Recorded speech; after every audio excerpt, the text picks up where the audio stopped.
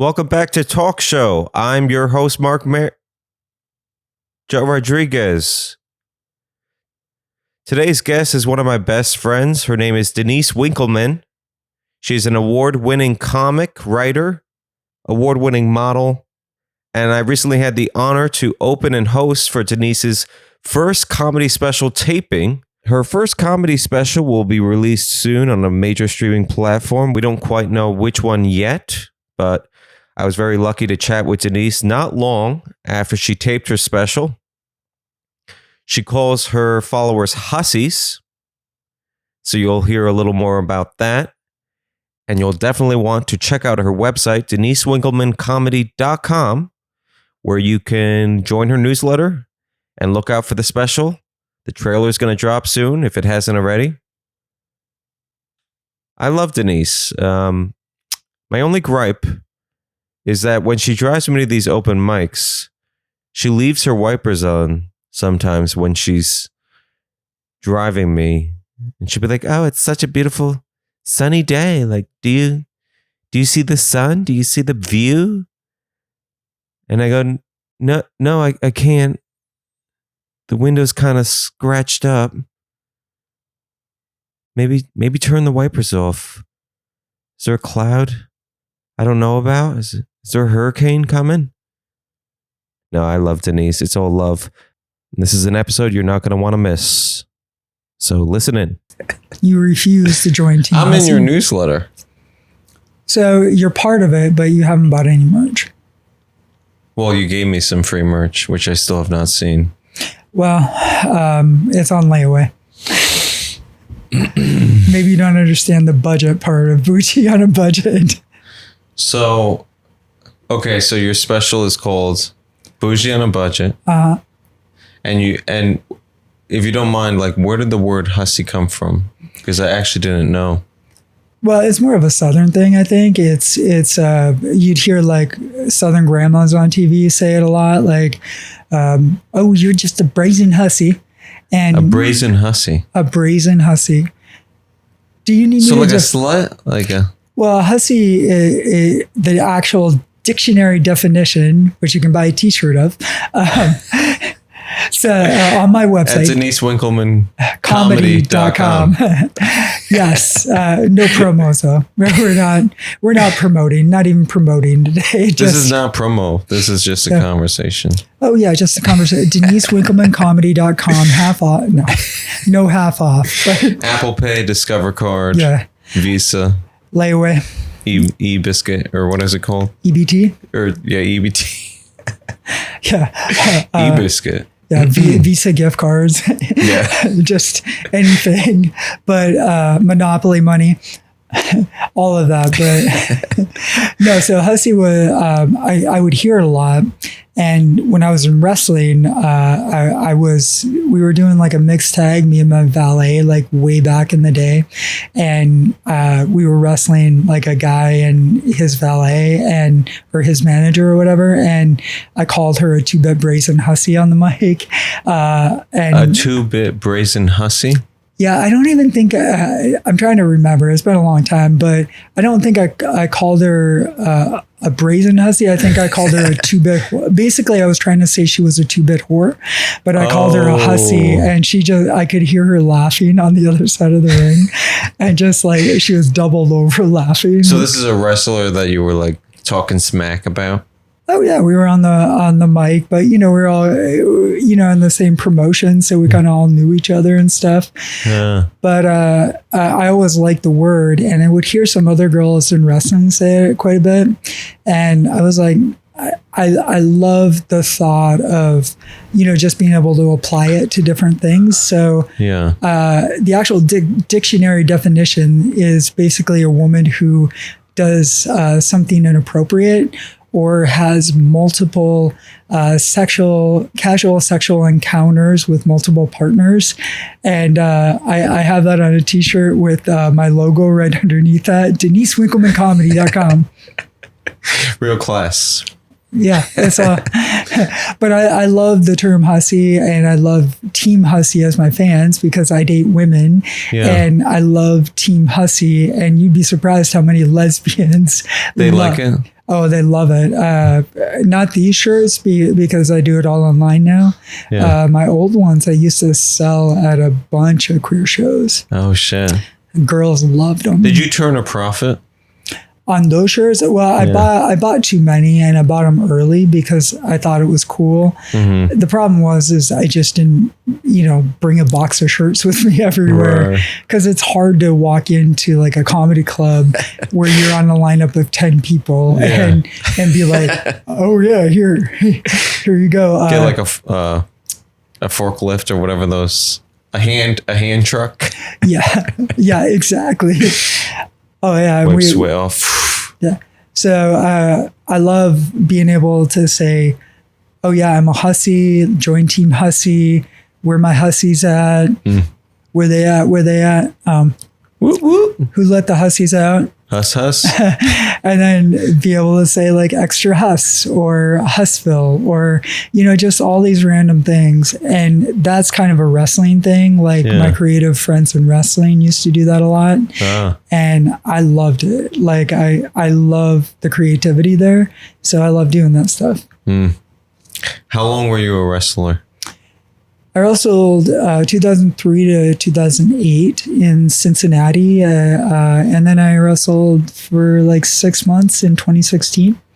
Oh, shit. Yeah, so I did it for a while. I probably I was talking about it today. I'm pretty sure in the 5 years I wrestled, I had over 500 matches. 500 matches. Mm-hmm. Jesus. Yeah, so we did it all the time. Like the place we trained had been there. They just celebrated like their 30th anniversary or something. They're independent. Like the guy who owns it, Roger Ruffin, he used to wrestle in territories back in the day. So he spent many, many years in like Cincinnati, like doing some really big shows. Like he wrestled like some pretty big name wrestlers back then, like Bobo Brazil. And he was a ref so he was a really good referee.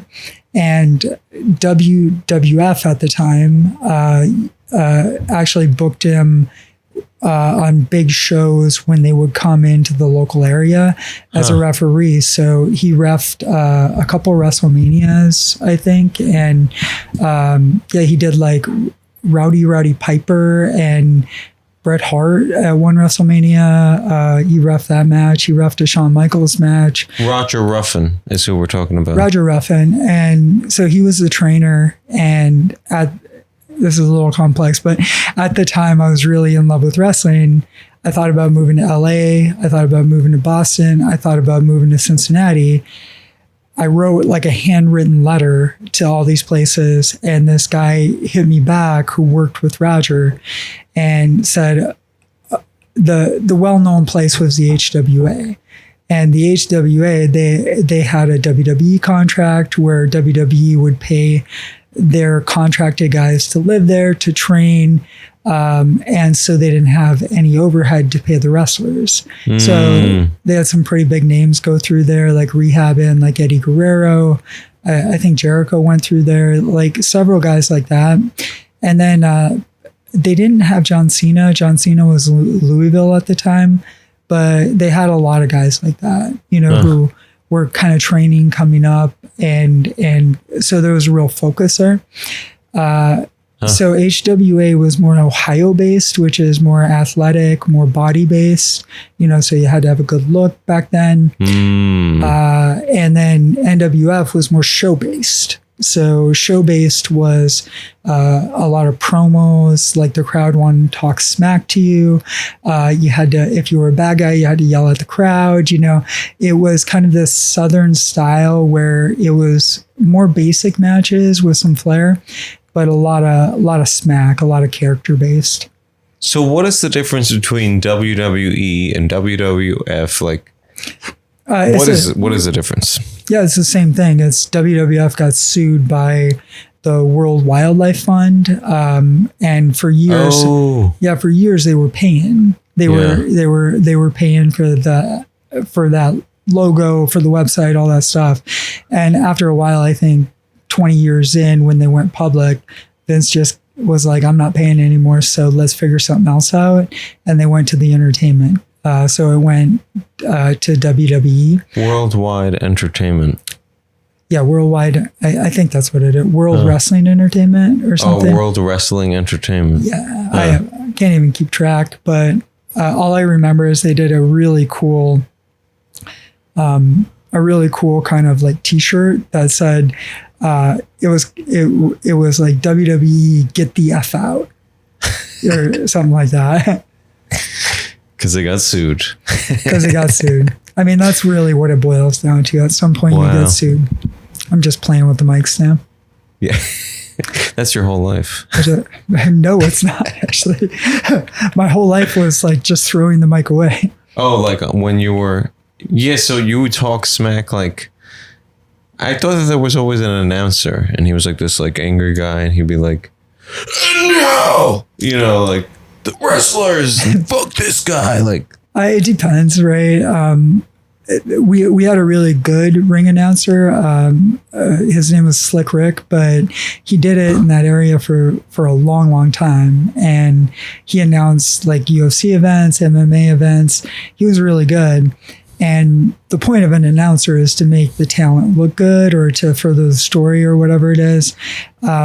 He was good and he was energetic and stuff. And then we had some backups when he wasn't there that they would record stuff. They do promos. We did like an internet show for a while. Now it would probably be more of a big deal. But back then it was like YouTube was just becoming a thing. Gotcha. So it wasn't like it is now where you could just post stuff on social. So what was before YouTube? You're making me wonder, like Ask Jeeves or something? Yeah, well, when I was in college, like Ask Jeeves was a big deal. Napster was a big deal, like LimeWire. Oh, yeah. And then the internet connections weren't good. But it was also like the era of Yahoo Personals and crap like that, or Yahoo Chats. Like, Yahoo Personals? I've never heard. Oh yeah, like there were that because there weren't like dating sites like that. There wasn't like a Tinder app, so they would do like Yahoo Personals, and it was kind of like Craigslist with like. Where you create a profile and you see if people wanted to hook up or chat or whatever it is, like exchange nudes and all that stuff. So, so you did Yahoo Personals, like? I did kind of in secret because I was closeted. As a trans woman, I was like trying to figure out who I was, and I was dating. I always dated women. But I had this thing where I wanted to like experience, like try it out with guys. And the one experience I had was, and it's understandable, but like everybody in the small town that I went to college in, pretty closeted, maybe 10,000 people. And so there was this dude, and think of this, probably 40s, 50s at the time, not an attractive guy, like to call him a bear would be nice. But the thing was he would the guys in college, I guess, who wanted to like try stuff out, experience, like he was very open to it. Problem was he was married to a woman and she kind of knew, but I guess she didn't. And like my whole thing was I wanted to experience everything as a woman and he wanted a dude.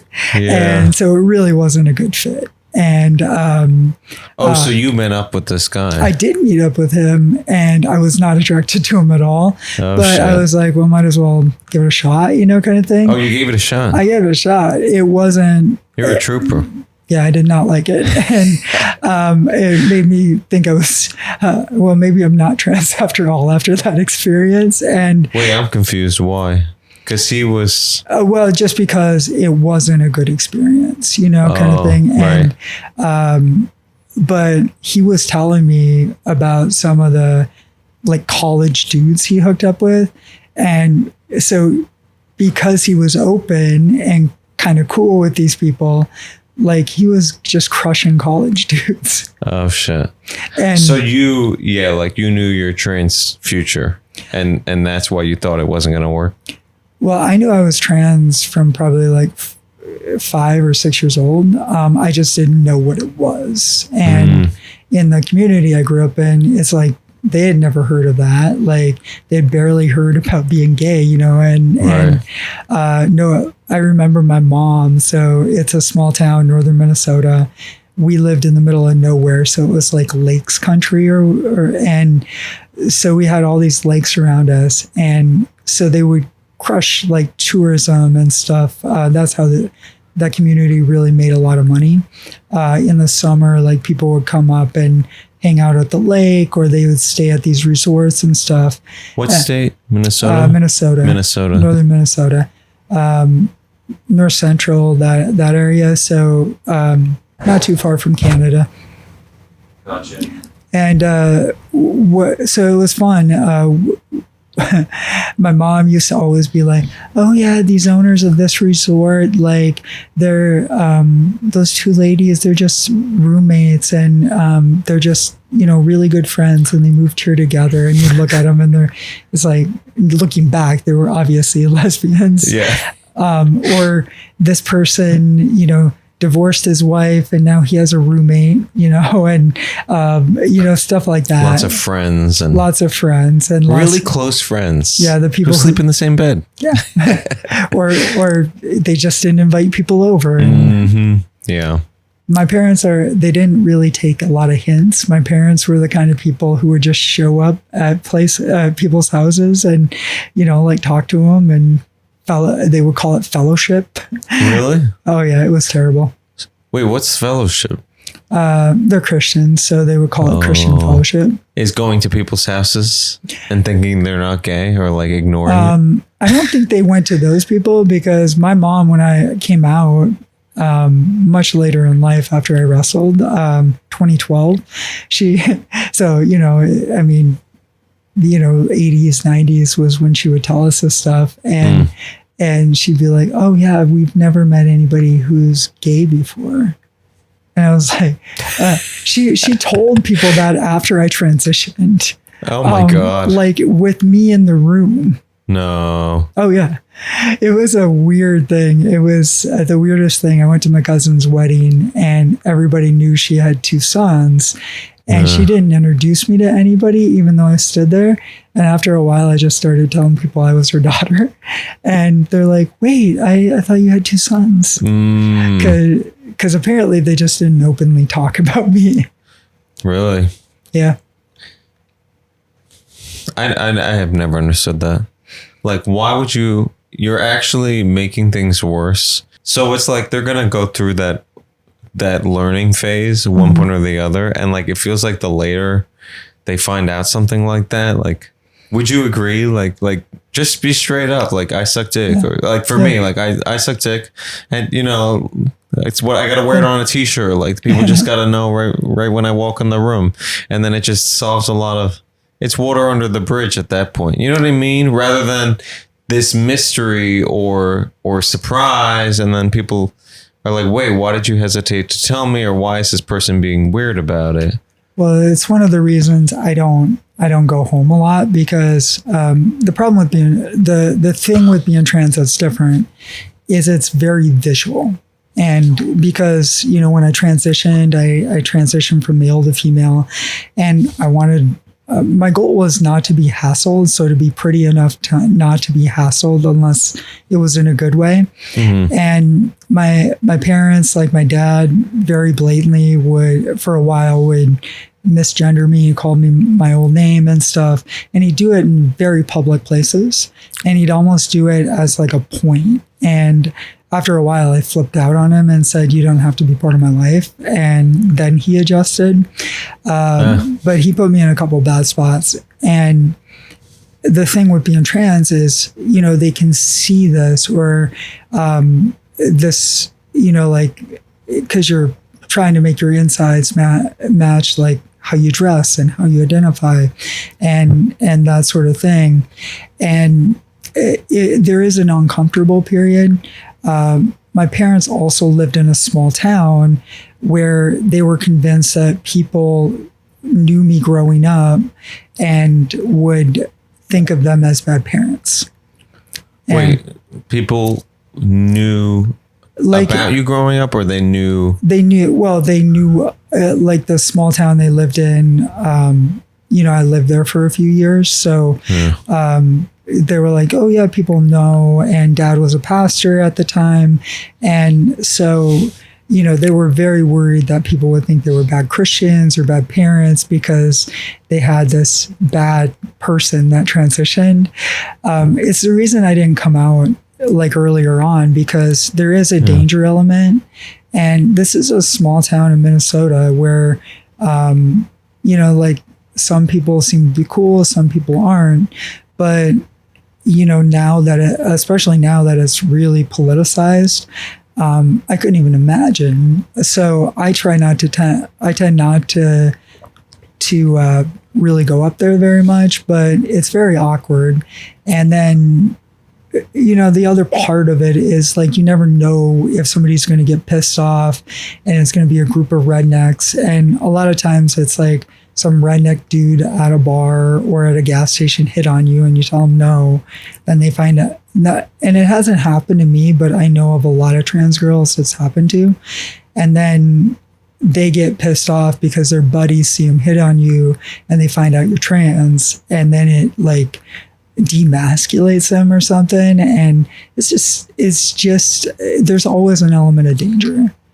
Jesus Christ. So I'm very careful. I'm very, hit or miss, like going to places like that. And my dad doesn't understand it, but I'm like, dude, I don't trust anybody in this town, But yeah, it's kind of a weird thing for sure, because that was awkward. My mama's funeral was awkward because, I would have went up there and said something, because he kind of wanted people to do that. Dad did.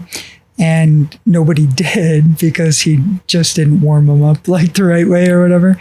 And, she was a good person, but it was all people I knew growing up, like through all the time we spent in churches or dad, mom's fellowship, going over to people's houses and all that stuff. And eventually somebody figured it out and said something, and then they just asked so many inappropriate questions. Oh my God. And I was like, I never want to come to this place again. At the funeral this happened? Yeah, at the funeral. Like they do luncheons after the funeral. So they were just like asking stuff in the middle of the luncheon. Gotcha. Yeah, at the luncheon. Not the service. That would have been fun though. I would have recorded it and put it on TikTok. I can't even tell you the last time I went to a funeral. Actually, I can. It was like when I was like 7, but yeah, very uncomfortable. A lot of crying. Yeah. I don't like to look at the dead body. I mean, it's like most comedy shows. There's so many. Honestly, that's how bad comedy is. I was saying to somebody the other day that comedy is like mostly not fun. Or at least at the beginning stages, it's rough. Yeah, I mean, it's a lot of work, and to get through the levels of, hobby comics or, people doing it to make friends and be around their buddies who don't, or people trying to do it to get somewhere else. It's finding a community in a sea of 10,000 comedians, and they're always adding more. And a lot of people just quit, right? Or just don't do it very often, but then they just get replaced. Right. It's like a rotating hellhole of comics and performers. I guess 5,000 is a little better than like, I recently heard that there were 22,000 applications to the Disney acting program. Wow. So, yeah. I mean, it's everybody. I think after the pandemic, a lot of people are trying to chase their dreams and get there. But, it's the same thing in wrestling. It's anything arts it'll eventually sort itself out. Like either you don't have the talent or you don't have the drive, because it's a lot of work. And It's a ton. And imagine being on the road, or even if you're on TV and you're funny, it's like, well, where do you get seen? Where are people really watching? A lot of times it's nights and weekends, and you're performing in like some small town in Iowa or something like that, my dad's hometown, and you're performing in Minnesota in a lake house or something. Yeah, at a lake house in Minnesota in front of a bunch of drunk people, and it's all good. It's all fun. We love doing this. But, it's the same thing with a band, or if you're going to host something, it's like TV and radio, entertainment for the most part, a lot of it's like in the off-peak hours. It's not during the day. It's not a 9 to 5 job. Oh, no.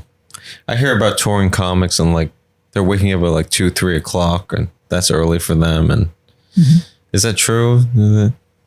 I mean, it depends how big they are, because when you're big enough, you don't have to do a ton. You can put something on your Insta. I used to follow Eliza more towards the beginning when Eliza Schlesinger. Yeah, when she was doing like specials, and she's so well spoken, so smart. But she won Last Comic Standing, kind of got 3 years into comedy in 2008, and then she got put into like a headlining spot, but she didn't really have the fan base to be a headliner. So she was doing clubs a lot, and she would go and do these clubs. And so she worked really hard and always said yes to the spots. It would be Christmas Day in like Iowa or something.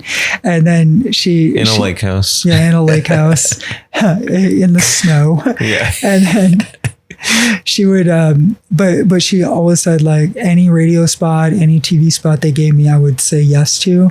And a lot of times, for whatever the reason, so think of coming in on a Thursday, maybe doing a show, and then, maybe 2 shows. Yeah. And then you do the late show, and then you have to get up at like 5, 6 a.m. to be able to do press. So Jesus. Wait, so you're up the next morning at 5 to 5. Do press? And then you have to do the shows that night too. Then you get a nice high definition photo of you with bags under your eyes or whatever. Yeah, absolutely. Crazy. But Crazy. Yeah, I mean, it's part of the gig. I mean, eventually you get to a spot where you don't have to do as much. And, and I've heard just hellish interviews about that, because a lot of comedians, like hosts don't really get what comedians are supposed to do. And some hosts just expect them to run their act. So it's not even a conversation. Some hosts just want you to be part of the show. So you mean like radio or radio, TV. Oh, geez. And TV, it's like they'll kind of feed you into a couple of your bits and stuff like that. So it's all good. I mean, you're there to promote, and if you're willing to do that, if you don't have a big name, like that's part of the deal. Did you know that like how it works for late night? I mean, this is what I've heard. I don't know directly, but like comics that go on late night, there's no script. Like they might have a couple of pointers or like things that they want to promote or whatever. But like other people who are not comics, they get like comedy writers. Have you heard of that? It doesn't surprise me that they do. I hadn't heard of that specifically. They just like the comedy writer will like find like funny things from their life and then punch it up and tell them how they're going to say it and stuff. And I watched some late night and I'm like, this seems really stilted and really uncomfortable. And the guest is like all sweating and trying to make a joke land that, like a beginner open mic or just let me tell you about my name. And let me tell you how I break down my name or why I got this name. And Felicity Huffman. Well, and I think you can always tell, like with late night, like who really cares and wants to do interviews and stuff, who's a good interviewer and who's not. And there are some late night hosts that just want to play games, and that's what they're good at. So they want to do these silly games and stuff. Fallon. Yeah, Fallon. Yeah. I'd love to be on Jimmy Fallon. Yeah. I'm perfect for Jimmy Fallon, except I don't play games. But You don't know anything about word puzzles or vocal impressions of like doing a song as. Well, I would love to do a song. Actually, what I wanted to learn guitars when I first started comedy, so I could play Taylor Swift songs. But I wanted to do it in the voice because Trump was in the office at the time. I wanted to do it in the voice of Mike Pence in love with Donald Trump, and every time he fucked a porn star, that Mike Pence would go up to his room and pour a glass of wine and just play Taylor Swift and cry. Wait, hold on. So you're playing the guitar as Taylor Swift to Mike Pence or to Trump because he fucked a porn star? Yeah, so the whole concept is Mike Pence is in love with Donald Trump. Oh, he is, yeah. Yeah, okay. And so he would be singing the Taylor Swift song to Donald Trump. I'm glad you're going down this avenue because I'm on the Mike Pence's gay bandwagon. Well, and it became such an SNL thing after a while that I was like, even if I could play Taylor Swift on the guitar, which I don't have the ambition to do, I don't want to do this now because it's hack. It looked like I was ripping off SNL. Yeah. Go on. Oh, sorry. They had that great skit with where Mike Pence was like, after he got out of office, he was wearing leather at some bars and he was like DJing and he was like super fun, living his best life. He's in a leather bar and leather chaps. Yeah. Ass chaps. Bunch of dudes. I saw a video of Mike Pence on social media and like he's like with this like boy on a tractor. Mm-hmm.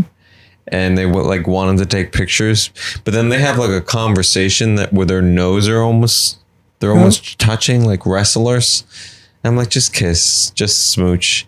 And then he says something about the guy like offers Mike Pence a ride and he's like, no, I can't. And then he smacks him really hard on the chest, but he's like checking him out. Like just having coitus with his eyes. Like, I mean, he's gay. He's an evangelical. I mean, it's a 90% chance. He's Mike Pence is evangelical? I thought so. It's very conservative. He's very conservative Christian. What's evangelical?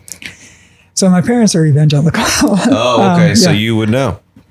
So it's the conservative part of the very conservative part of the Christian church. Yeah. So there are so many denominations, and there are more liberal denominations. There are denominations that are very cool with like LGBTQ and live your best life and God loves everyone. And then there are denominations where you think of it and it's like, oh yeah, everybody is going to hell and God hates gay people and stuff like that. Boy. So Southern Baptist is well known for like hellfire and brimstone. And then my evangelical, it's very conservative. I think it's like almost there are very extreme parts of it kind of became the Tea Party for a while. The Tea Party? Yeah. Like the political Tea Party? Yeah.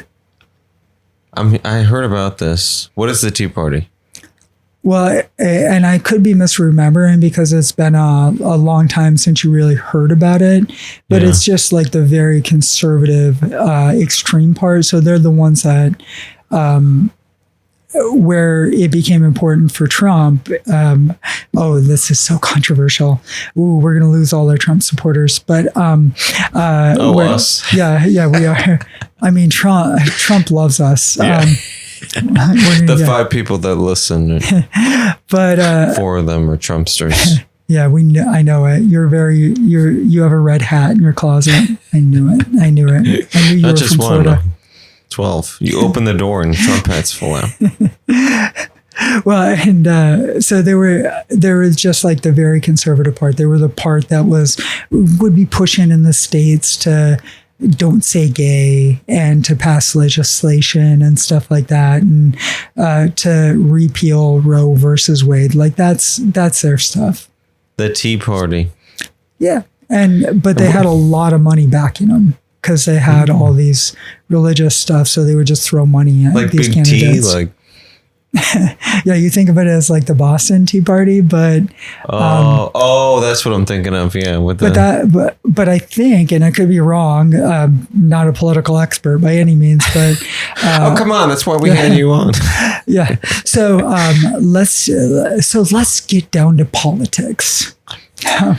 Let me take a Klonopin. Yes, this is like Thanksgiving dinner all over. Just have a glass of wine and read. No, if it was Thanksgiving, they would roast my body and my spine and my posture. You know, my family doesn't really talk about politics, and we don't know much about politics. We watched The Apprentice growing up. Like, that was our favorite show. So there's that. Did you ever watch The Apprentice? I don't love reality TV show. I saw a little bit of it, but I never liked Trump. He was heavy in wrestling.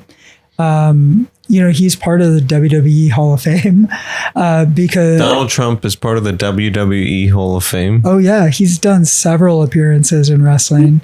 What? He wrestled Vince McMahon at a WrestleMania in a hair versus hair match, and so if I remember right, what they did was it was really hot. Wrestling was really hot at the time with Stone Cold, and they did it with, I think it was Stone Cold or someone like that, where Vince was about to shave Trump's head, and it's not going to be Trump, because it's got to be the wrestling guy. Yeah. And so they would do stuff like so it was like Stone Cold came out and knocked Vince out and then held him as Trump shaved his head. And then Vince saw himself in the mirror and was,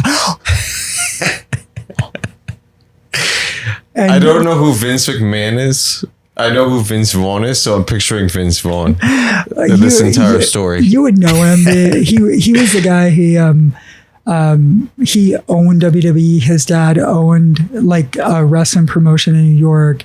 He turned it into WWF and got Hogan and then started WrestleMania. So he started WrestleMania. He was part of it. I think it was in his 30s, something like that, early 30s.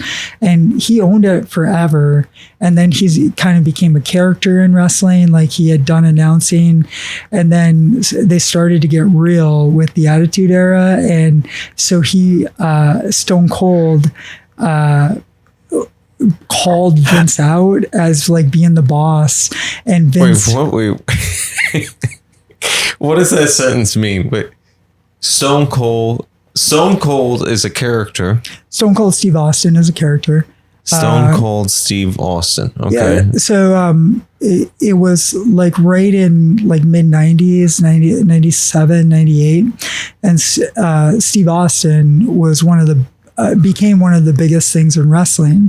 Like he was really hot, and he had this like famous music where it's like glass breaking as he walks out.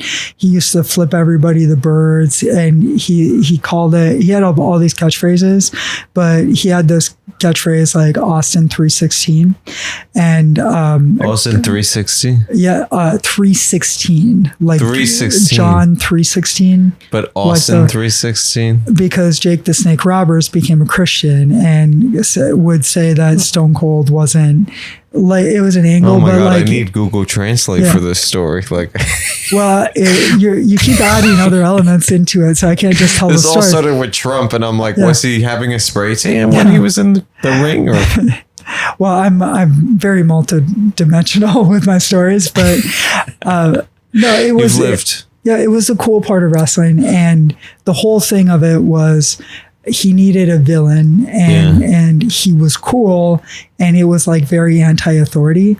So Vince McMahon, they brought him out as like a character, as his boss, and in real life he was his boss, and it was Vince wanted Stone Cold not to be the champ, so he didn't want him as the face of the corporation.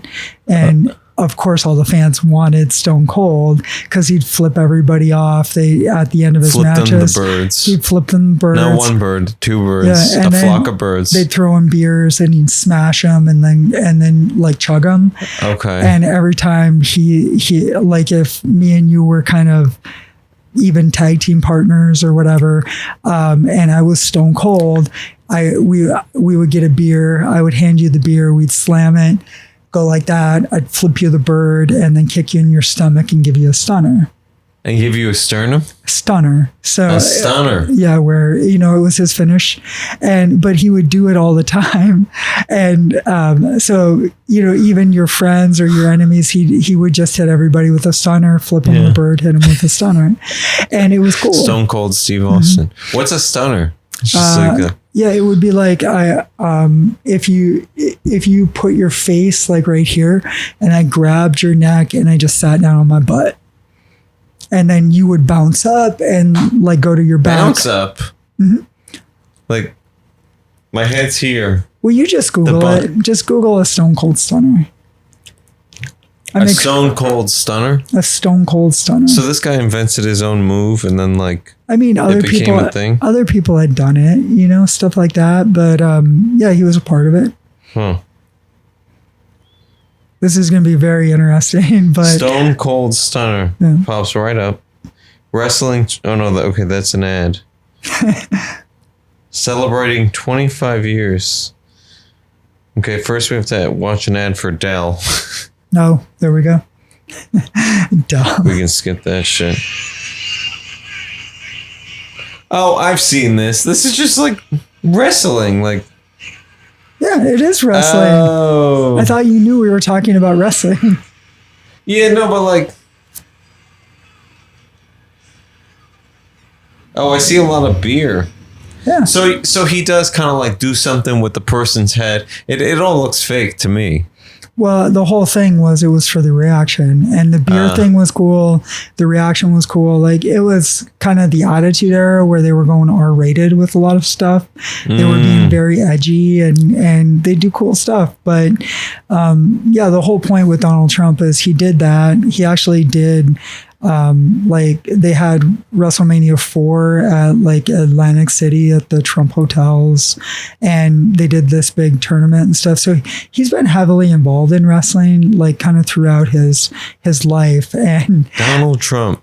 I heard this great story from Chris Jericho, like one of the wrestlers, and he said after one of the WrestleManias, they all hopped in Vince's WWE's private plane. So some of the top guys, and it was the one Trump was on, and Trump pulls up alongside Vince, who owns the WWE, and in their plane, and looks. Well, they're in the air. No. At the airport. At the airport. Okay, they're on the ground. And he looks over and they open the window or the door or whatever, and he goes, God damn it, Vince. I can't do a Trump impression, but it sounds Southern Trump. But like, he was like, GD it, Vince. Like, oh my God, like you, are you sure? Do you need me to take anybody home? Like, that's a pretty small plane.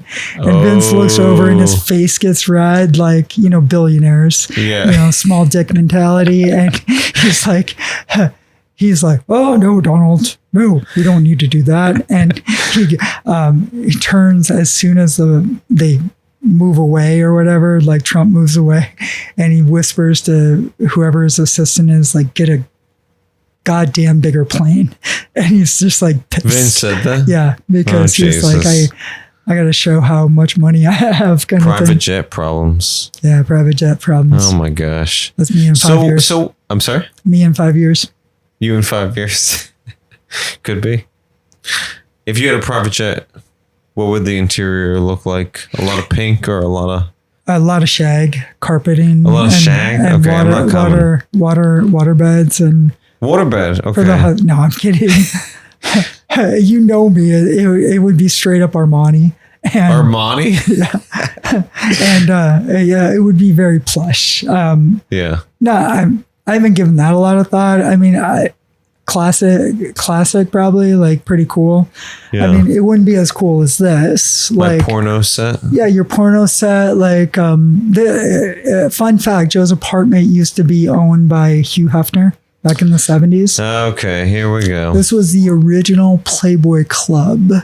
Oh my God. If you knew how many orgies have happened right on this wall. Oh yeah, lines of coke and It used to be a glory hole. dancing and stripping, and this was a glory hole wall. And Oh yeah. you're just jealous of my wood paneling. It's I think nice. I just got herpes on my hand. from the wall. You want to talk about your special? Let's talk about my special. So you recently taped your first comedy special. Congratulations. Thank you. I love that you're pretending that you know nothing about it. I'm trying to be a good host, like setting it up. But yes, I was involved. You were involved. Joe hosted for me that night. What did you think? How did I do?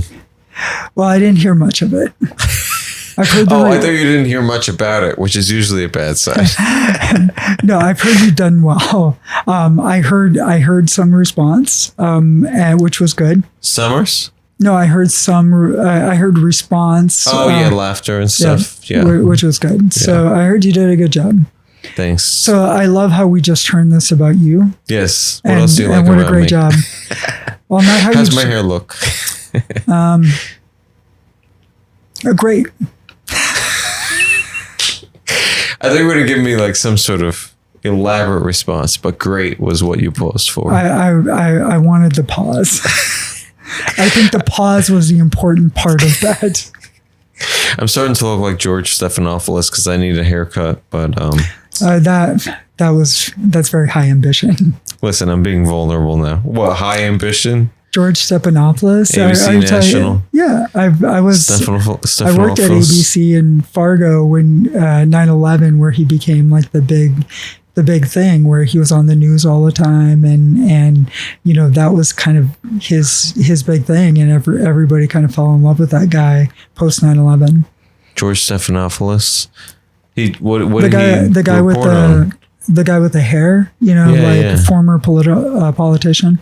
Did he have gray hair in 2001 or?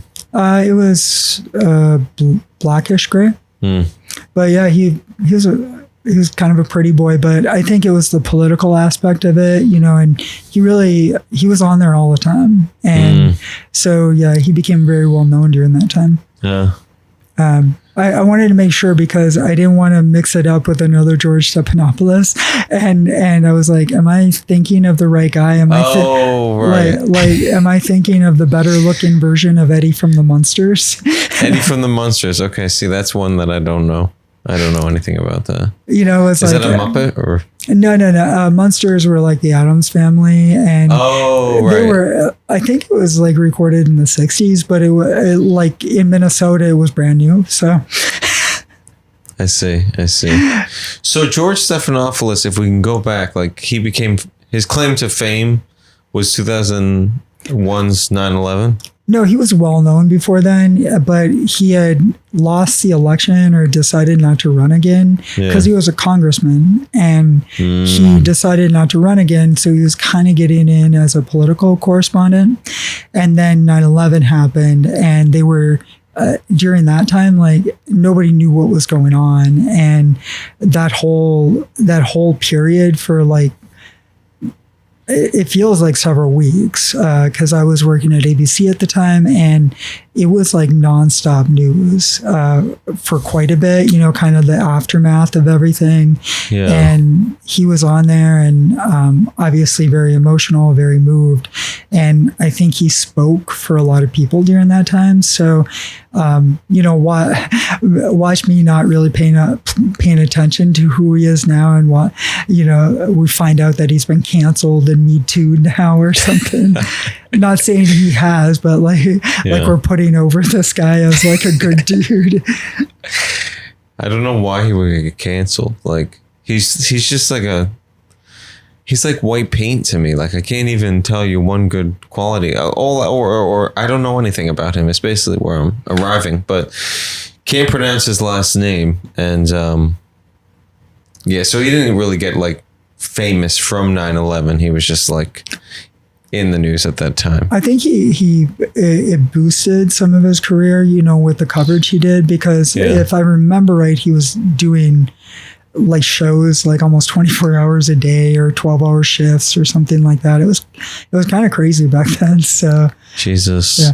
And you worked at the Minnesota or the Fargo ABC affiliate? Yeah, so my job in college, my degree is mass communications because, let's be honest, that needs a degree.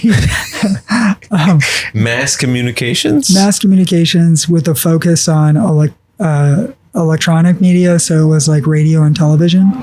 But it was... A lot of people did like a couple. They would do like journalism. My thing was I love radio at the time. I wanted to do wrestling, and I thought it was just the coolest thing. Like Howard Stern was hot, like the edgy stuff. It was really cool. And so my job in college, my part-time job, my weekend job, I was master control for the local PBS in this town. They were on the college campus, so I got paid to watch like Austin City Limits on a Saturday night. Oh, nice! And then they would do their telethon all the time, where they would ask for donations and stuff like that. ABC 11. No, this was PBS. Oh, and PBS. And then after college, when I graduated, I moved to Fargo for like 6 months, and I got a job at the ABC affiliate there. And I think my part-time job was basically 40 hours a week, and I had to get up at 5:30 in the morning, like Friday, Saturday, and Sunday, which for somebody who was 22 was not a good mix. And then I had to work like till an 11 o'clock, 3:30 to 11 shift. And I got some ABC stories, like it was on Monday, 3:30 to 11. So during that time was Monday Night Football and Monday Night Raw. But Monday Night Raw was on USA, so I could put two monitors up and watch them both. And I just thought it was the coolest thing. And ABC really big on college football at the time, so watched college football during that time a lot. And then nothing really good. Figure skating on Sundays was a big one. And then figure skating, because they would do the local, like the ice skating, or it wasn't local, but they would do like qualifiers for the Olympics because they didn't have NFL football. So on Sundays, so they had to put something on as a sacrificial lamb. So that's what they did. So you had year-round ice skating because you were in Fargo, or is that like the whole world is like that? Well, the 6 months I worked I think I started in like maybe August or something, and I worked there for like 6 months. And so it was, I'm trying to remember, the timeline's a little fuzzy, but on Sundays, because of the NFL season, they didn't have NFL Sundays on ABC, so they had to figure out something to do. So they would put like a lot of the Olympic sports, like track and field and stuff like that on. Oh, I think you said local figure skating. But it was local.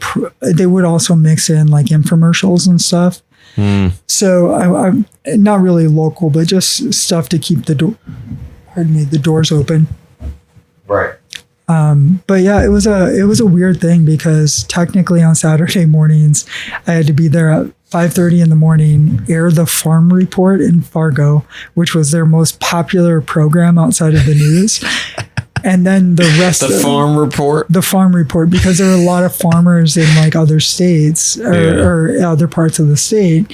And, a lot of farmers in northern Minnesota or the western part, and then like kind of throughout North Dakota, and they would rely on this, farm report that was recorded. And so many people, I guess, watched it. And if the Farm Report didn't air, that was a big deal. And so if their machine went down, they had this machine that would go and grab like the videotapes and like switch like commercials and stuff because they couldn't afford to go digital in 2001. And so in 2001, yeah, they couldn't afford to go digital. You're still dealing with like VHS tape or Betacam? whatever, it was a higher version of it, like I forget what it was, but they had this old machine that would go and like switch the commercials. Like sprites in a vending machine, just yeah. like Oh yeah.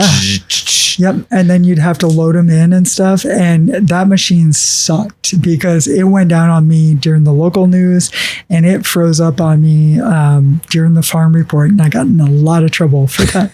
Oh, really? I didn't get in trouble, but the machine got in trouble. You're like, hey, boss, it's the machine. Yeah, it's the vending machine of VHS tapes that's broken. This machine was invented in 1972 or something. And it was just, it was not a good thing.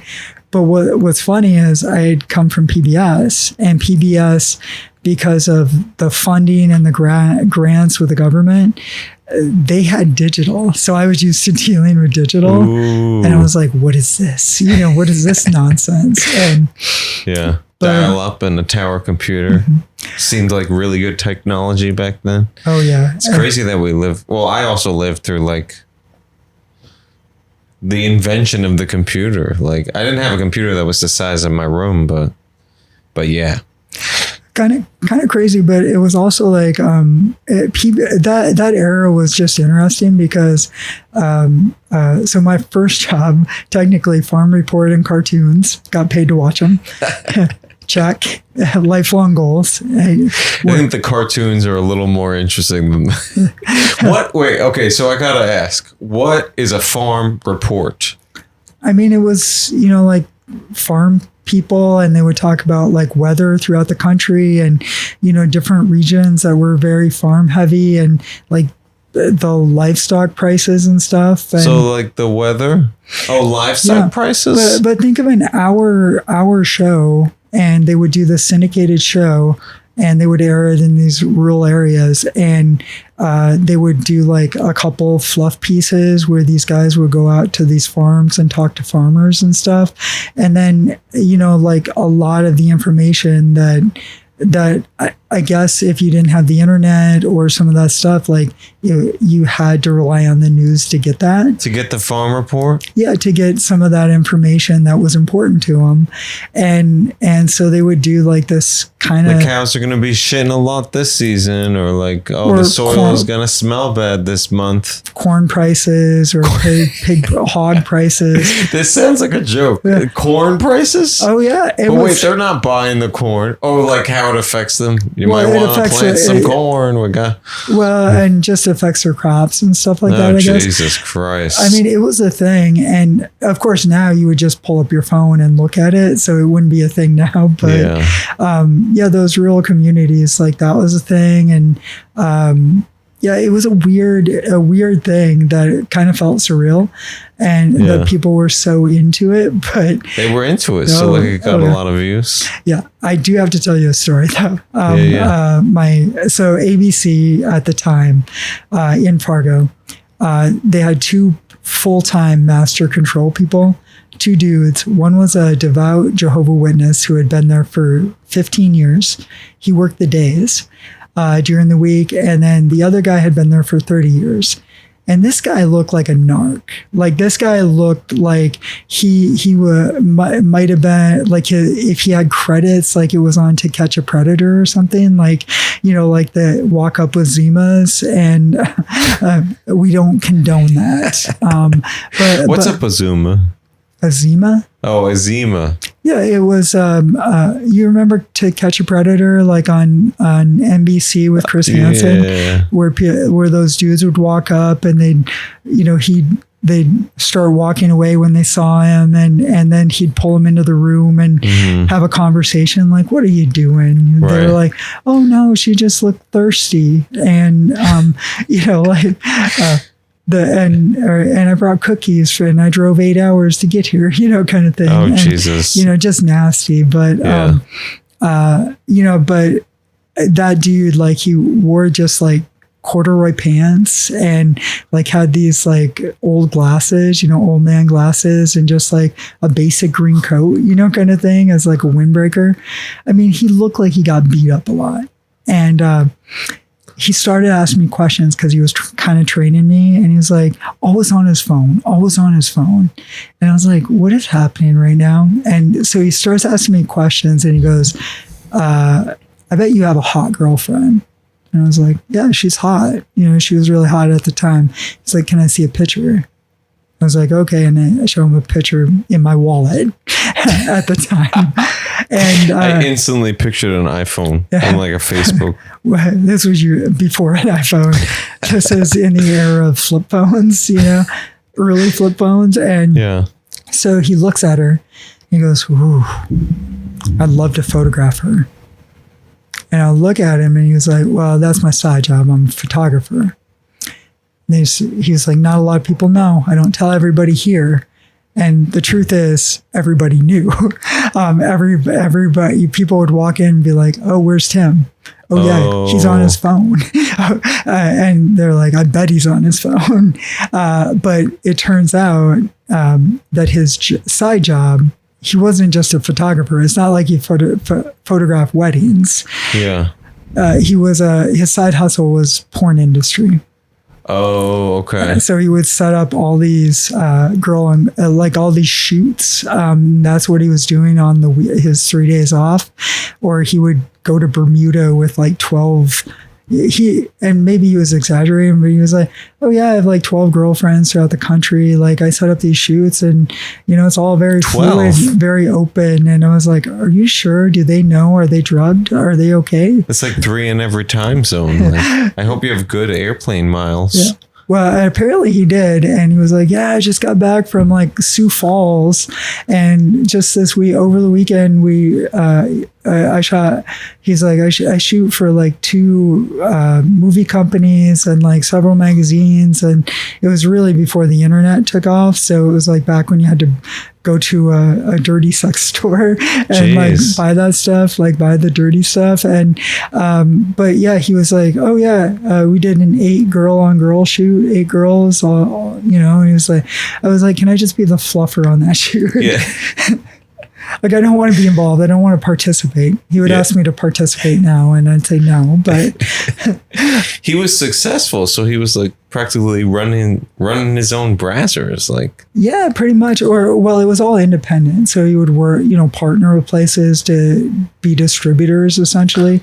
But he owned the content. And then, he said he kept ABC for the benefits. For the benefits? Yeah, he was like, oh yeah, it's so expensive. We got to keep this for the healthcare. Oh, the healthcare. Okay, so yeah. you got to have somebody to pay for those gonorrhea shots. Oh, right. Prophylactic or whatever, like doxycycline, because he's having sex with so many people. So he was also talent. He would act in the videos. He wouldn't act in the videos, but I think he made it seem like, oh yeah, it's just like almost like an Austin Powers thing. And he's like, oh yeah, man, it's like the 60s, man. I shag to run. Yeah. With a North Dakotan accent. So it would be more like, or a Minnesota accent. So it would be like, I don't even know how that would sound like. Minnesota, the long Minnesota. So mind your own P's and Q's. I'm making it Brooklyn. I shagged her. I shagged her. Can I get some hot dish? This is where I failed the groundlings. Like, I can't do an accent.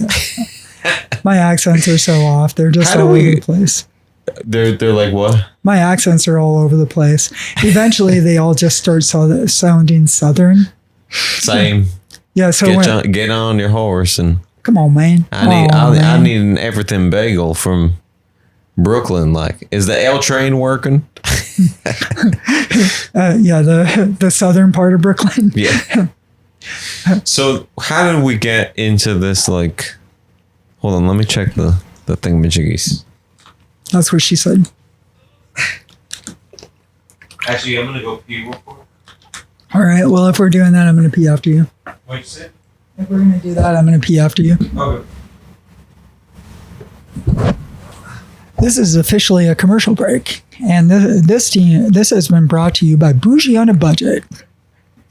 Denise Winkelman, comedy.com. Subscribe, rate, like, review. We're so rolling. We're just doing a break. This has been brought to you by the letter H. The letter H is for Huss. and the letter V for vagina and Ville. We combine that, that's Hussville and vagina, which is the goal of my life. Just lots of hussies with vaginas. Lots of hussies with vaginas. This has been brought to you by Sugar Mama. Denise Winkelman is a sugarmama.com. Would love to be a sugar mama. Would love to have enough money to be a sugar mama. With hot lesbians. Hot lesbians. Or bi girls. It is Pride Month. We're inclusive.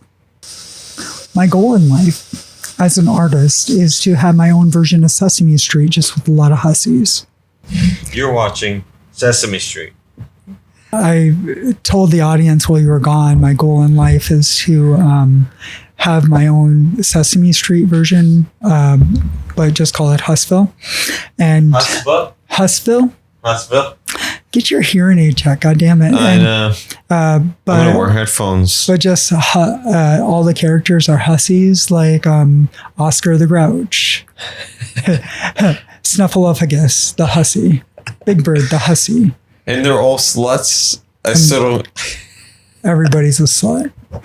So why not just say slut? Hussy just feels like the sphincter of a freaking like raccoon or like a skunk. You know, they spray that liquid at you. Not every slut likes to be called a slut. Hussy just lightens the mood a little bit. So now you pick it lightens the mood?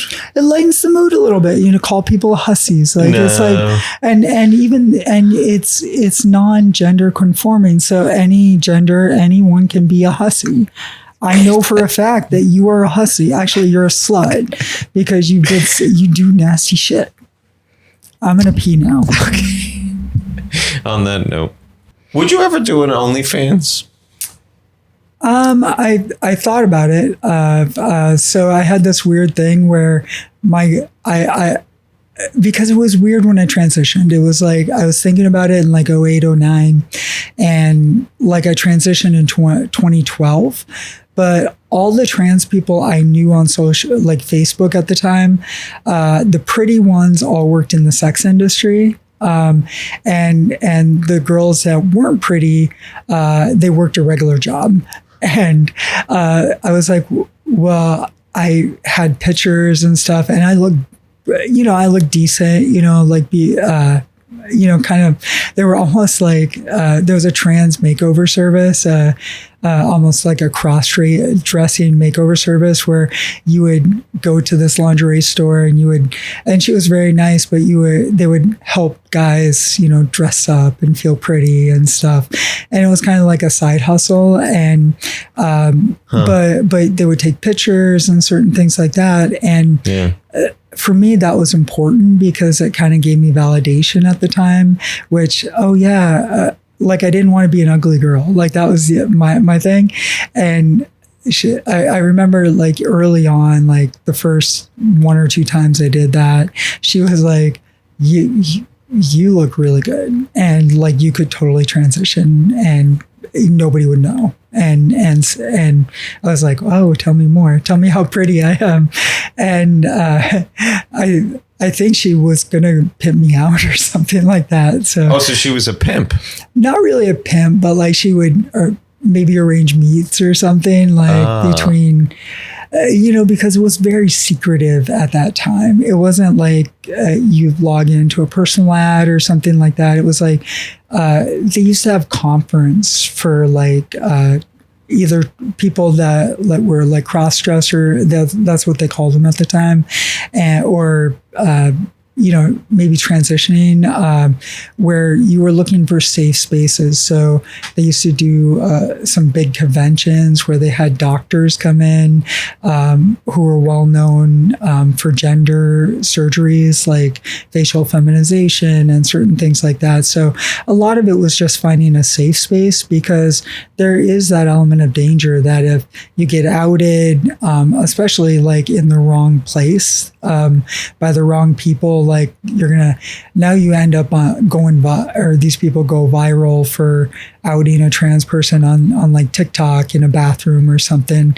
Now you go back then it would be a different type of viral where it would end up on the news or something like that. But you would get some weird stuff. And I mean, there were some horror stories, like very serious stuff. Right around the same time, like a girl was in Kentucky, and I was living in northern Kentucky, but she was more rural, smaller town. Like we were kind of friendly on there, and then she started being really distant and kind of going through some of the same stuff. And I was like, you okay? Like, what's going on?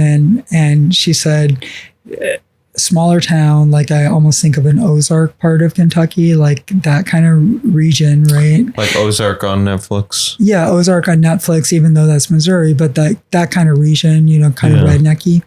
And she was transitioning. She was working with someone. They were friends. They were playing video games. And so she was just started hormones and certain things like that. And the dude basically raped her, and like she was dealing with that, and she couldn't report it to anybody because everybody would have thought trans girl, like nobody would have believed her, Yeah. And so my goal was, that's one of the reasons, like I put a big emphasis on looks. Outside of that, and I'm very vain, but was I didn't want to, I knew as soon as I transitioned, no matter where I lived, even in Los Angeles or San Francisco or wherever, it's like bad things still happen to trans people. It's like your odds that something bad is going to happen to you go up. And so I wanted to lower the odds of like at least walking down the street or being in a bathroom or going to, being in a gym locker room or something, that I wasn't going to get hassled or outed. And, even trans people say this, and I don't think it's a great compliment now, but one of my friends called it blending. And blending, or maybe other people call it passing. Yeah. And it's like, you don't really have to pass now. But that's what she meant. She said, well, you blend better than anybody I've ever met. And, it's meant as a compliment kind of thing. So, and I don't know if it's exactly true, but I know I don't get approached on the street. If I get approached on the street by a guy, it's normally that they're hitting on me. Right. And I'm like, do you got a sister? So, so that was. Show me your bank account and then your family tree. Yeah. And still goodbye. I mean, they have nothing. They could be the richest dude in the world. Like I would still have nothing. Oh, right. So this is all the answer to, would you start an OnlyFans? Would I start an OnlyFans? So I get long-winded and then I go off in a direction. I forgot what the question was. It's okay. I've been friends with you for a while. Yeah. ADHD. But there's always a point to it. And so I use I always get somewhere that gets me having 10 more questions. Mm-hmm. And what? Go. Well, and the whole thing with the OnlyFans. So back then it was cams. Like cams were a big thing, and my pretty friends, like on Facebook, some did drag. That was their outlet, but most did cam work. And the cam work stuff, it was really interesting because they could either do straight porn, or and there was a lot of that, or they did cam work. And so in my mind, I was like, well, cam work sounds lighter. And so I'm going to do cam work. And I watched a little bit of it, and there was a place for trans people based, I think, in the Bay Area at the time, that was big with trans people at the time. And like you would see this place, and I don't know if they were the distributor but it would end up like, if you were on one of their cams, it would be like on 1 million campsites, kind of thing. Or, now it would be, you'd be popping up on Pornhub and be like, oh, you want to jerk off with a trans girl, or, something like that. And, that was kind of the thing. And so there was something like 2 or 3 minutes that you had to keep people on there. And then they would pay. and you were Wait, so you had to like hit a certain time with the client? Yeah, because like really explain it. Like all I'm picturing is you in front of a cam. Like, do you know what Omegle is? No. It's like a website that's like just you're kind of playing the odds. It's just shuffling two strangers that are on their webcam, and then they a lot of guys are just yanking their meat to the camera. Yeah. But is it like that, or what's the setup of this cam? Well, and I actually ended up doing it like once, essentially. So that was kind of my plan, and I kind of pitched it. I remember I sat down with this therapist because the therapist had to recommend hormones, and I pitched it like a business plan, like how I was gonna build my audience and how it would be light, and I wouldn't have to do porn, and then I wouldn't have to go through the awkwardness of transitioning in the business world. And I was going to build like a kind of a name or whatever, but get a client list. And, a lot of the clients who end up going to places like that, they just want a lot of them who go back want to just talk to somebody and kind of be part. We're both friends with Sally Mullins, and, the people she meets doing cam work, it's the same thing. I assume everybody knows if they know Sally, but it's kind of a similar thing. It's like you find these people that are willing to pay for your time, and they want to see somebody who's pretty, or we used to call them admirers, like trans admirers. And, there's a lot of admirers who would treat you like a lady and take you out to dinner. And they were, like the feminine form. They didn't consider themselves to be gay, but they wanted you to like keep your junk, essentially. And because they were into that. Dick or? Yeah, exactly. So, but that's a big thing. That's very interesting. So they're admirers of trans women. Oh yeah. Who are pre-transition or haven't had their bottom surgery. I mean, a lot of it, you could even consider it fluid now. Like if you were just a pretty, you lived your life as like a dude, and but sometimes you dressed up as a female and presented as a female. If you were pretty, a lot of people were into that and were attracted to that sort of thing, like those lady boys without, even with just like, like the bras with the silicone kind of inserts, implants inserts, and they just liked that. And it was kind of the same concept of like if you were a well-to-do dude, you could or well-to-do in general, like kind of a cougar or like an older guy, like you take a model out or something like that. And it was like they kind of did it for the company. A lot of them wound up in relationships, and the trans people who were kind of into that, they kind of liked it because they were treated as feminine. Somebody was kind of taking care of them, helping them through it. And that's really hard to find in the trans world. And so these were like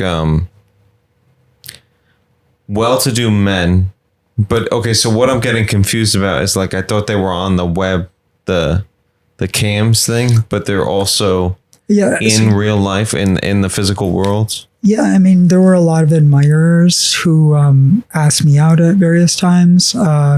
And from your cams? Not on cams. I only did it one day. Like, I only did cam work one day. I never got to know the clients like that. I mean, the only stuff I did was my plan. So I'm sitting with a 60-year-old therapist who had to write a letter for my hormones.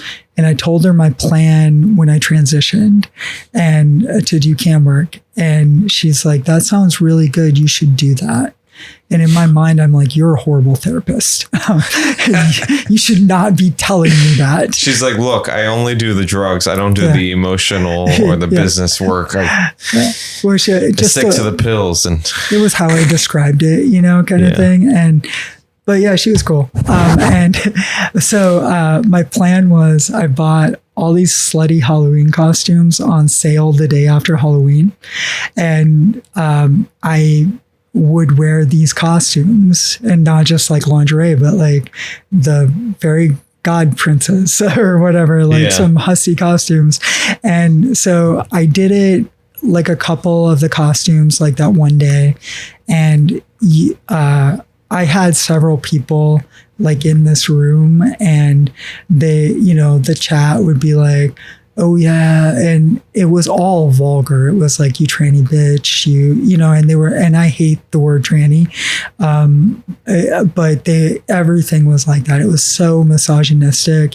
And then there was really, I didn't make any money doing it. And after like a half hour of that or an hour, I think I might have done it for 2 hours. And after that, I was like, fuck this.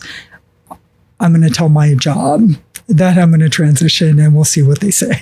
Yeah. And so I stayed at my job because I was like, this is not me. And you've seen me like you've never seen me like try to flirt, but you'll see me flirt on stage a little bit. Yeah. And it's not flirting on stage. It's the most awkward nonsense of all time. Like me trying to be sexy. It's like, I'm sure every person in the audience is like, we thought she was hot, but I'm pretty sure she couldn't pay me enough to fuck her. Listen, I'm gonna plead the fifth. I'm your friend. I have nothing. I have no say other way. I think people respect you as a comedian. That's my my official response. They respect the tits. Yeah. So, let's talk about, if it's okay, when you were like a kid and you knew that, what did you know specifically? I just knew I was different. And I remember early on, like, not really knowing what that was. And I used to ask my grandma to dress up. And I used to dress up with my mom's clothes and stuff like that. And I always wanted to play with like Barbies and things like that. But it just wasn't allowed. I knew it wasn't okay, just living in that world. And so I asked my grandma, and my grandma kept it like a big secret that she would dress me up a little bit. And it was like just with when she was babysitting me or whatever. And so, yeah, that was on and off, but it was because I asked her. So you would ask her to dress you up. Yeah. As a cisgender female, or like in a more feminine way, and then she would do it. Yeah. Gotcha. And keep it secret. Keep it secret. And, like my dad and stuff, like it was very like hard labor up there. Like my dad owns a sawmill. My family owns like a lot of land on a farm. And so like I remember like my dad would be showing me and my brother how to like change a spark plug, or fix a tractor, or check the oil or something. Watch the farm report on ABC. Yeah, exactly. Find out about corn. And but I would just get distracted, and I'd like wander off, and I'd be thinking of glitter and whatever, look up in the clouds, and glitter does that to you. You're just kind of up here, just like imagining it all around. I used to go on long walks, and that was the thing, but like it almost didn't want to be around people like at the time, because it's like, I don't want to do any of this stuff, none of this hard labor stuff. And it just was too masculine. And so, I think I knew early on, I couldn't have told you, I don't think I would have told you I was a female like at the time, but I just knew I was different. And I remember watching like Sally Jesse Raphael and like Maury Povich, like where they do the disgusting like man or woman thing, and like Jerry Springer was a thing, for a while. And I remember watching some of those talk shows, and maybe it was Donahue or something like that, because it was, I was fairly young, maybe 10 by that time. And I remember they had some segments on like trans people and being like, I think that's me. and just realizing that's what I was, and at that point, from the second I realized, it was always in my mind. Like I'd have a good day with family, friends. It was hard to connect with people just because I was pretending so hard not to, I didn't want people to get too close because it was like, oh my God, they're going to find out I'm different or I'm a trans, and that's not going to be okay. It's going to become a thing. And I think my mom knew, because I think my mom had some thoughts or something, because she was very pointed on a couple things. Like she was a weird woman in the sense, like she would be like very like serious or very nice to the kids, and then all of a sudden she would, like almost like deadpan and turn very serious. Like it would be kind of light. Kind of sounds like me. Yeah, but not in a funny way. Like, right. but she'd be talking about something like with like haircuts or something, and we'd be in our little one bathroom, and she'd be like combing our hair or something, and she'd look at me and be like, and she'd tell this story about like a kid, and she'd be like, well, so-and-so, their son took scissors to their penis, and you can't do that. Like she would say that. She would say that stuff, and she would look very, very much at me when she said it. Oh my God! Like I would be the one to do that, and I don't think there's scissors involved in the entire process, but we don't even have to go in that direction. Maybe there's scissors when you snip your hospital band off. Oh yeah, like no one's snipping their dick off. Jesus. Well, I think a kid like did something like that, like, and she always acted like she knew him. I was like, are you sure? Like, are you sure? Mm-hmm. My mom was also the person that I was in second grade, and she said people were bullying me, and I know at the time I was fairly feminine, and the people who were bullying me were church kids. Let's just be honest, they were church kids, and usually are. Yeah. There seems to be a pattern. Yeah. So my mom decided to homeschool us until my senior year in high school, and what she did for our outlet to get to know people was take us and make us hang out with all those church kids. Oh God, which was just terrible. I thought you were going to say she was taking you to the homeschool to get you away from them, but. No, and I think she was very protective, very sheltered, but it, obviously it didn't help. So right. She was very concerned because a couple kids got caught smoking weed, and it probably wasn't even weed. It was like oregano, and they were listening to Satan music, like rock and roll. And so she was very concerned that would be us, and she was very determined not to let us go to school for a long time, even though the kids I knew in that high school, because it was very, very small. It was like, 18 people in my graduating class.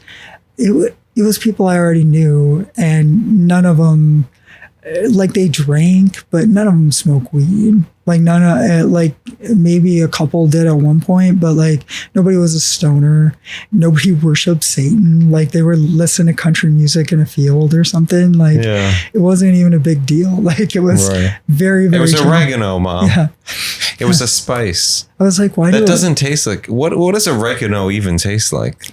I have no idea. It's like the idea of a spice. Like, I don't get it. I smoke weed a lot now, and don't tell my boss, but I never smoked until I moved to Denver, and I was so that was after I transitioned. Well, that's like the best place to smoke, right? Denver. Isn't it like the weed capital or something? Well, it was the first one that got really well known for legalizing weed. So that's what it was. Yeah. Gotcha. And then, so that was well known there for a while. And now so many places have it legal, it doesn't even matter anymore. So LA is the same. Like there's a dispensary on every corner. Oh, yeah. You almost can't get away from them. Mm-hmm. There's like almost as many as McDonald's at this point. I'm going to ask you a really pointed question. But so when I was like, realizing I had a similar thing when I was gay and I was in the closet. I knew that I was different, but I did not know, like I literally did not know what the definition of gay was. And then YouTube taught me, right? But that's a sexuality. And that's like, I think it's probably confusing to a lot of fucking people who are like, they put us all into this group of LGBT, right? Did it ever cross your mind that like, because I want to identify as a woman, I should be attracted to men, or I should be with a man?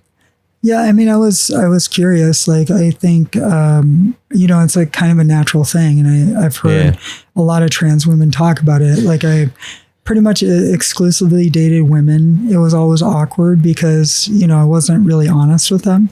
And I was pretending to be what I wasn't. And,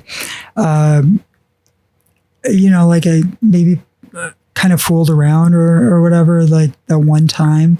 But really, I was curious. Like, I would think about it and I'd be like, oh, I kind of want to try it out. And, but so when I transitioned, for like 2 years after I transitioned, I tried to date men. And so I was living full time as a woman. I hadn't had bottom surgery. And turns out I was very popular on Grindr at that point. But I wasn't into the hookup. I wanted somebody to treat me like a princess and take me out and do the dating thing. And pay for the ring light for your OnlyFans or. Oh yeah. So the whole thing was, as well. So the whole thing was kind of like, they would take me out, and if they led with a dick pic, I would just make the most inappropriate comment, because I would turn on Tinder. You could just write small, period. No. My comment was always, "Oh my God, that doesn't look right. You should get that checked." Like, you got something, and they were like, "What, really?" And your dorsal vein is popped. just that's deformed. And so you're like, I'm a penis surgeon.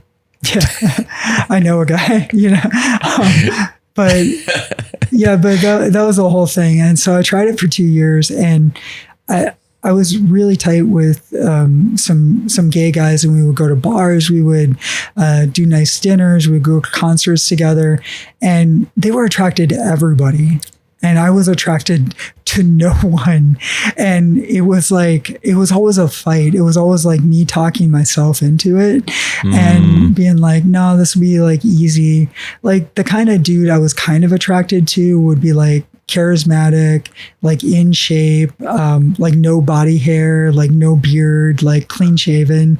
And, even a little feminine sometimes, like almost like a masculine twink or something, and we all love a masked twink. Yeah. Is that even a with thing? A V cut and but Range Rover or whatever.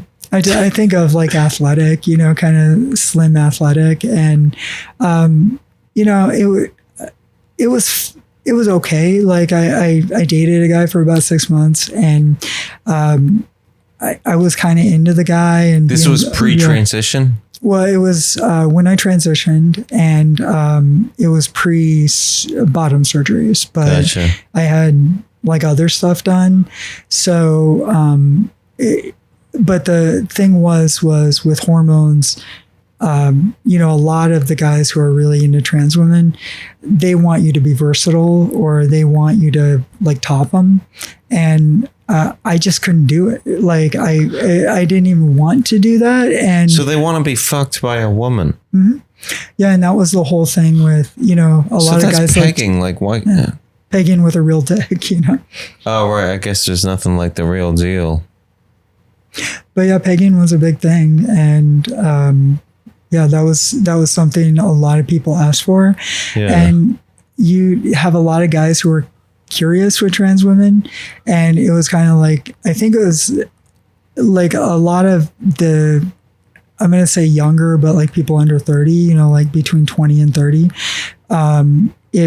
Because I would get a lot of and I mean, this was 15 years ago. So, I wasn't that much older than they were, but I would get them to like, they would, I think I was their gateway drug a little bit, like, oh, I can try it out with this hot girl and, see if I like it. And, but they were very. So the gateway to being like full gay, like, or bi. You see how that goes into my mind, full gay? Mm-hmm.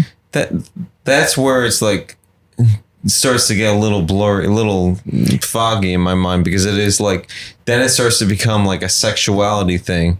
And then I go, oh yeah, it is LGBT, and it's allowed in the series of letters. Well, I think the people who were like fetishized us, maybe like, or were curious, I don't think that necessarily makes them gay. I do think they were very attracted to females, but they just like, they would always say like, oh, I like girls with something extra, stuff like that. And it's, and not just a mole. Yeah. Well, and I don't think they should be shamed for that. And do whatever you want. I mean, look, we got people who are furries. They're fucking in wolf outfits. As long as you're it's not a free for all. Do whatever you want. Yeah, do your thing and fuck a can of peas. I really don't care. I just whatever know, gets your dick hard. I just know for me it wasn't my thing, and I just started to realize like it's almost like. And then I had surgery, and at that point I was just like, I'm going to date girls, and that's just who I'm attracted to and what I'm into. And, I say I date girls, and if I tell them I'm trans, apparently nobody knows what post-op means, because I've never had so many people that wanted my dick until I didn't have one. And that's a real thing. I've had so many girls on like Tinder be like, oh yeah, I can't wait until you fuck me, with your dick. And I was like, yeah, me too. Look up post-op, bitch. A little late. Yeah. We can call someone, the three of us or two of us.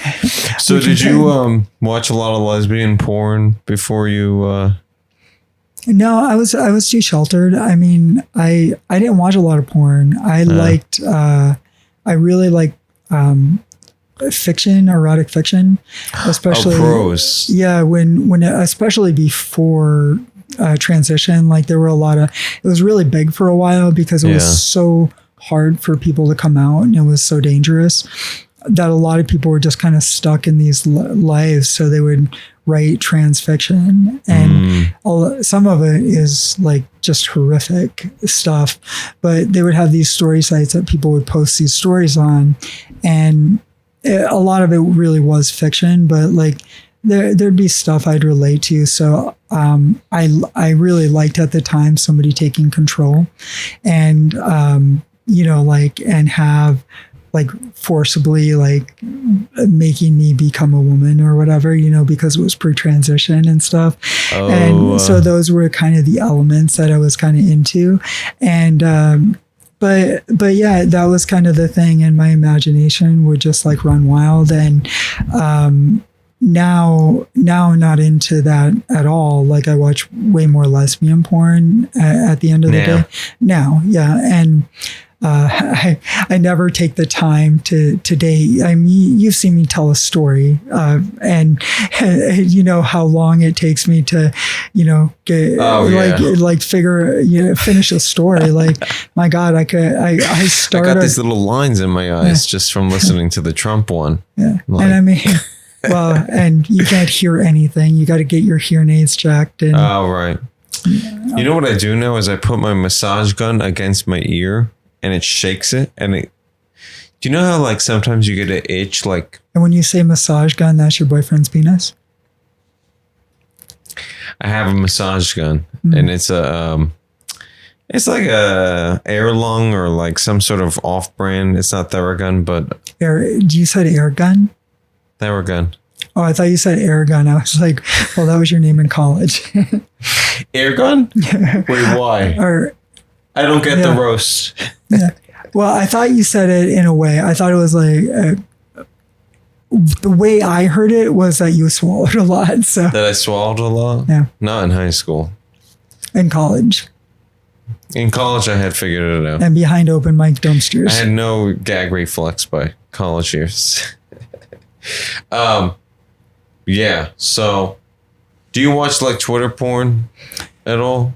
Not really Twitter porn. You know, I'll do a sort of specific search or depending on if I'm in the mood.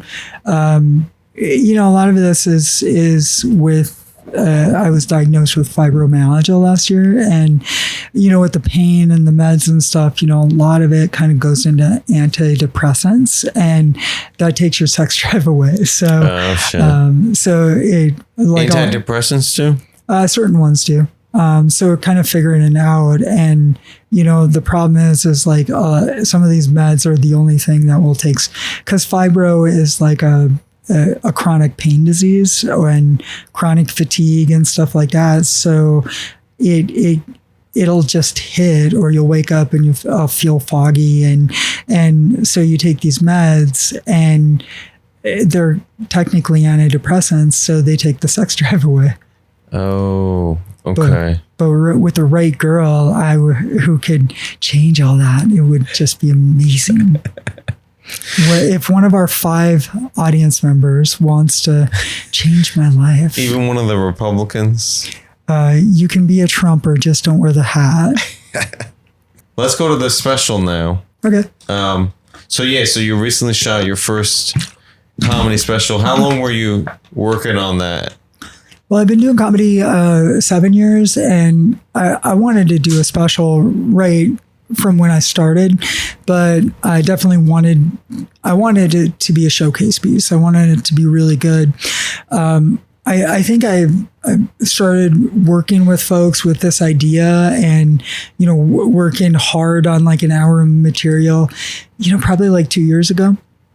And, you know, so working it out like in bigger spots, breaking it down, tearing it down, improving as a comedian, getting to that place where I felt like it was ready, and found out like I'm really goal oriented, especially with comedy, because it's easy just to get sucked into the crap that's out there. Oh, yeah. Whether it's drama, whether it's trying to get on shows, or the open mic culture. And I'm like, that's not what I want to do. Like, that's not how I see myself. I hate open mic culture because the goal is to improve. The goal is to perform or work on material. And it's the ultimate like buddy culture, or we're going to do the most inappropriate, nasty stuff.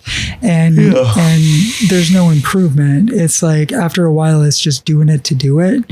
If I'm going to do like an open mic, I want to do it, number one, in a place that is somewhat supportive, where they're at least paying attention. And number two, where I'm not doing it too much where I just get burnt out and I get up there and riff or whatever, because that's not accomplishing anything. So I want to focus my time, because I do have limited time, and then with health and stuff like that. So it can be very toxic, and comedy in general can be toxic. The way clubs treat people, like it can be a very toxic culture, and it can really fuck with your mental health, because they ask you to be professional and get there really early and do all this stuff and bring people but they're not holding their end of the bargain either. What do you mean by that? What I mean by that is there are definitely clubs here where you'll get booked on a show, and you know, if you don't bring enough people, they cut your time. They'll make you go up at the end. So it's like, you know, you just wasted 3 hours of my life because the show started 2 hours late. Oh yeah. So. I love how the number of people that they want you to bring to a show, just it's going up and up. Yeah. It used to be like, I don't know, 3 to 5 people. 5 was like probably the average. Yeah. I mean, I have been told that I should probably bring up to 20 people. I'm like, let me go to my high school Facebook friends, because I don't know 20 people that I'm going to invite to a comedy show. Everybody who's producing, they think, and and this is an LA thing. It's just an LA thing. You get out of LA, that's not the culture. Like it's because everybody is trying to fill it, and there's so many comedy shows. There's so many options. Yeah. They don't care if you're a good comedian or not. No. Like it doesn't matter if you're really funny. Like it almost works against you because they're like, oh, we'll put on people who just started, who have done one set at an open mic, but they can bring enough people. Right. And I get that. So that's why I try not to do those shows anymore. And I want to get booked on the good ones. And so my goal with the special was to really get a good credit, something I was proud of, that I put time and effort into, and could really showcase myself for the bigger spots, the bigger shows. And really it has done that. I'm getting booked as a headliner now. I'm getting booked on longer spots as a feature. And that's just off the pictures, not even the special being released. We haven't even dropped the trailer. We're going to do that this week. So, so we recorded it in March. We recorded it at a really good theater here in North Hollywood. Really love the theater, the El Portal. And the whole goal was to really have everything, really come out well and look extremely professional, and showcase myself and the people who have watched it. It's been extremely positive reaction, and from production, from the director, it's like very, very positive. Like I got to the back, and one of the girls who opened for me, she has a special on Amazon, and she was like, "You're gonna be able to sell this anywhere. Like this is really good." Yeah. And that's really what I wanted, just something to be proud of, and realize it's like not everybody gets to do this, so I want to do it really well. And so worked on it. Like I said, probably built it up for 2 years. The last 6 to 9 months.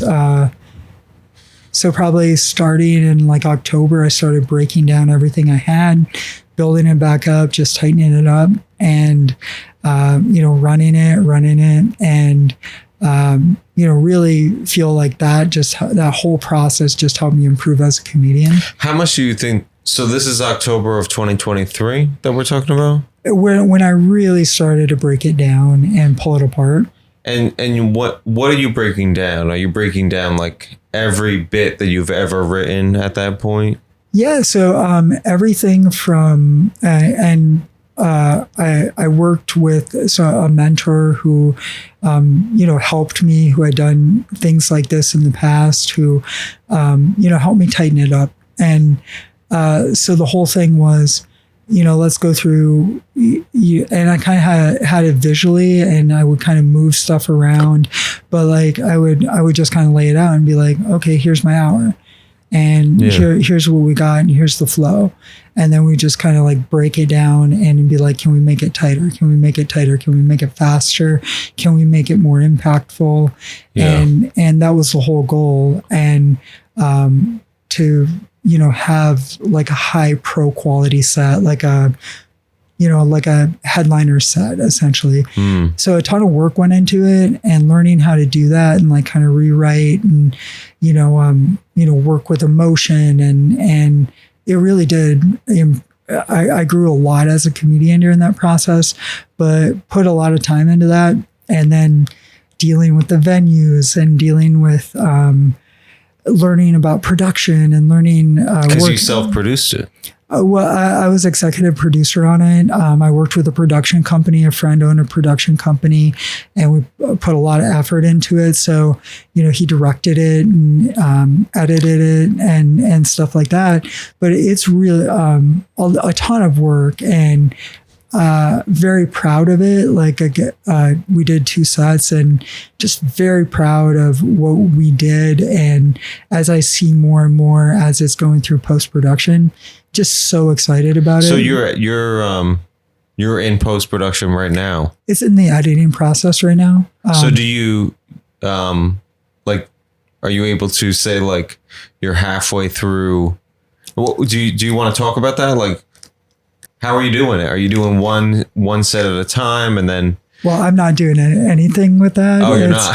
It's this is a question for your editor. Yeah, so I'm the person editing it. That's what they're doing, Right. and I'm seeing like the close to the finished product, and then I'll give my notes or my thoughts, and they'll adjust it. The trailer has come out really well. Like the things I'm being told about it is really well. Haven't seen the full hour yet because it hasn't been fully edited. So, gotcha. So, yeah. So, if you want to talk a little bit about the process of like coming up with it, because I was there, I obviously opened for you, and what to me it was like the most masterfully planned thing. Like I watch a lot of specials, and I'm like, how do they plan this? Like, there's got to be a give and take between like the amount of like set up punch, tag, set up punch, act out, and then like longer stories from your life. And where do you even begin? Well, I think you begin with just what interests you, like what you're, and it's kind of learning about who you are on stage. And that was something that it's hard for young comedians to learn that. And it took me a long time to learn who I was on stage. And it doesn't, because you're also growing too. And so at the beginning or at the end of the day, your style, so my style isn't necessarily what I've always been a fan of. But my style is very conversational. When I'm at my best, it's when I'm smiling, playing, but I can also be very real, and I can rip on myself. I can be very self-deprecating. I'm also very confident and opinionated on stage. And so it's like learning how to do that in a way that, because I could go up and just be a bitch if I'm really opinionated, and I could really turn a lot of people off.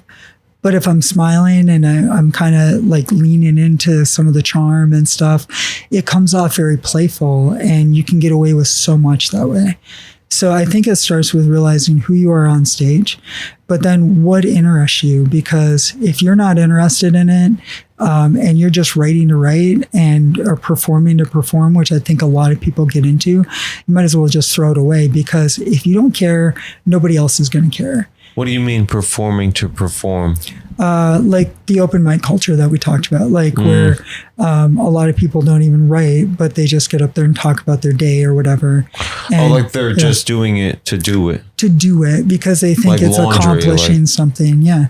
It's like, oh yeah, well, I told myself I was going to read a book every week, and I couldn't tell you what I even read, at the end of the day. So I'm not enjoying it. That's kind of where I am with like, I've never taped a special, but I think it's like I have respect for the craft, and I feel like, I'm going to sound like 160 years old, but so many people just don't believe in good and better and best, and there's a scale to this, and there's a craft, and there's a technique, and you're not like George Carlin out the gate, or maybe you are, and then even still, it's like you have to hone your craft. There's timing, there's practice, there's crying to do, Well, and it's the 1,000 hours, right, or the 10,000 hours kind of thing. But I feel like I have to get 100,000 to really feel confident. Well, we were going to talk about that. Yeah, you definitely do. But more. Oh, me? Probably more. Yeah. Okay. $1 million? Is that possible? In my next lifetime, I'll feel confident. When you come back as a puppy dog, you'll be a great stand-up. I'll be the first dog comic. But I read a thing about the George Carlin documentary that's on HBO or Max or whatever. That really enlightened me on so much, because I was never a big Carlin fan, but he started in the 50s. And then he was on variety shows, and he was doing variety shows with Richard Pryor where they were all like smiley and stuff. he didn't like it. So he quit and did a whole new act, reinvented himself in the 60s. And he was like the cool comic in the 60s, like college kids and stuff. He became the hottest comic in the world. And he in the 70s, he was doing all this wordplay stuff. Everything was like about words, and he would define words. And, but it wasn't really well thought out. Like he almost like ran out of stuff. And so then he took some time off in the 80s. They called him washed up. And then he started watching like Kinnison, and realizing that Kinnison just would say whatever came to his mind. And it didn't matter if it was controversial. He didn't care. He would just do it. And so Carlin loved that. And then what he did was he just read a lot of books. And so if he had an idea on a topic, he would think it out and write it. And he would just say whatever came to his mind. Yeah. And so like 40 years into comedy, essentially in the 90s, he did a special and he got done with it and he was promoting it. And he told another comic, like, yeah, I feel like I'm starting to get it. And I feel like I'm a real artist now, starting to become a real artist. And, think of how much that 40 years in grew, and he was always trying to grow. And I love that. I love the growth mindset that, okay, well, I'm here now. And I think the comedy special was great. I'm very proud of it. And, I know I can be so much better. And, I know the next one is going to be so much better because there's going to be so much growth between now and then. Yeah. And so my whole goal with this was not only to make it entertaining and make it fun and things like that, but, it's called Bougie on a Budget. And, I thought it was a cool title, and I do a bit about it. But the actual theme of the whole thing is be yourself, be authentic. Mm-hmm. And that's kind of the theme that kind of resonates throughout it. And not a lot of comics just do specials. And now I feel like they do specials just to do a special. And okay. And then, we know a lot of touring headliners, right, where they're really good. They're right at the height. They're touring, but they do the material for a while. Then they're like, okay, we better record it and release it and really start working on our next hour. They already have their next hour, and they're great writers. They're great at what they do.